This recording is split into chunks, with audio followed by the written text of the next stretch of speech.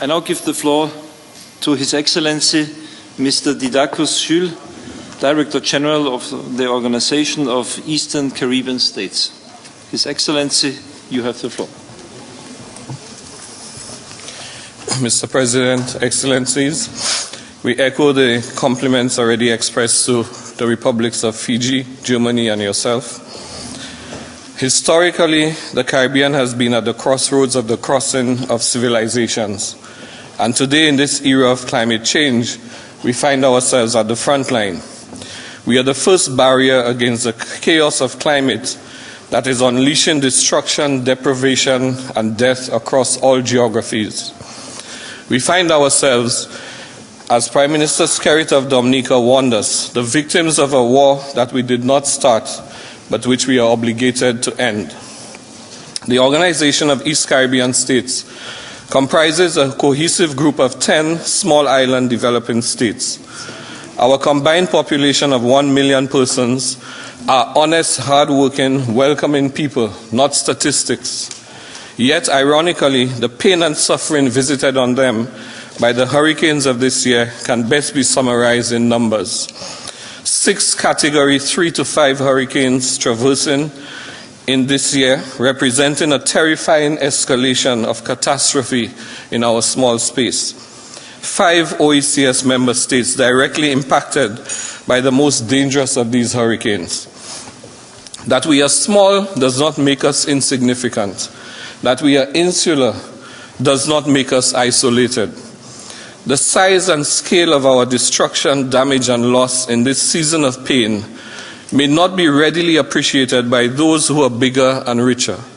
But perhaps if we scale up our loss to your parameters, you will grasp the comparative magnitude of our pain. 29 lives were lost in Dominica with a population of 70,000. Every life matters. But if this hurricane were visited on India, the corresponding scale of lives lost would have been 3.2 million souls.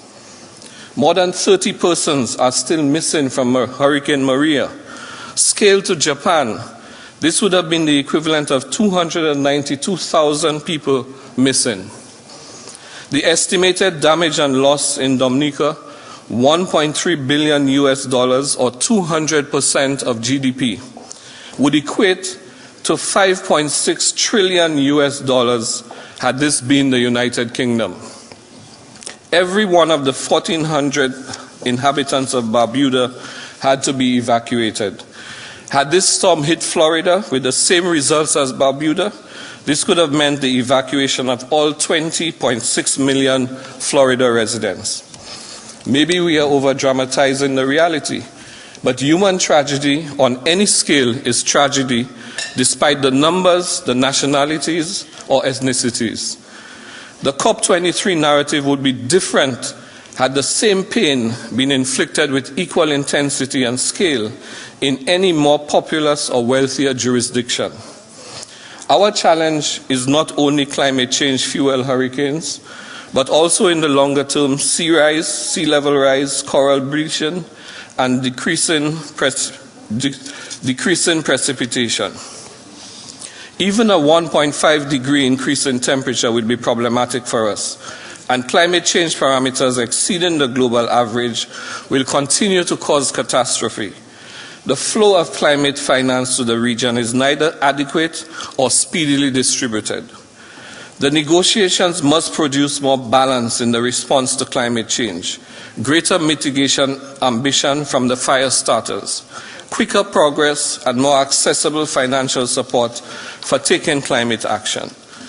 I end, Mr. President, with the words of Martin Luther King, and I quote, "We are now faced with the fact that tomorrow is today. We are confronted with the fierce urgency of now. In this unfolding conundrum of life and history, there is such a thing as being too late. There is no time for apathy or complacency. This is a time for vigorous and positive action." I thank you.